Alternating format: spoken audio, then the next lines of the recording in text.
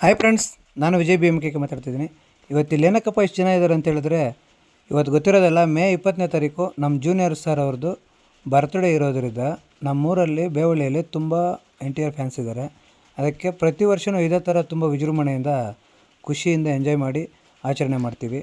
ನೋಡಿ ಫ್ರೆಂಡ್ಸ್, ಪಟಾಕಿಗಳನ್ನಿಸಿವೆ. ಅದೇ ಥರ ಒಂದು 50ರಿಂದ 100 ಜನಕ್ಕೆ ಊಟದ ವ್ಯವಸ್ಥೆ, ಅನ್ನದಾನ ಮಾಡ್ತೀವಿ.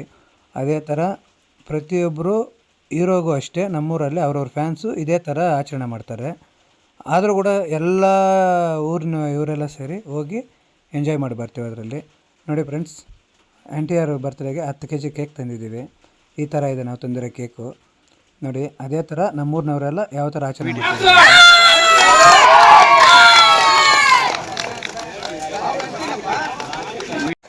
ನೋಡಿದ್ರೆ ಫ್ರೆಂಡ್ಸ್, ಇದರಲ್ಲಿ NTR ಫ್ಯಾನ್ಸ್ ಅಲ್ಲದೇ ಇರೋರು ಕೂಡ ಇದ್ದಾರೆ.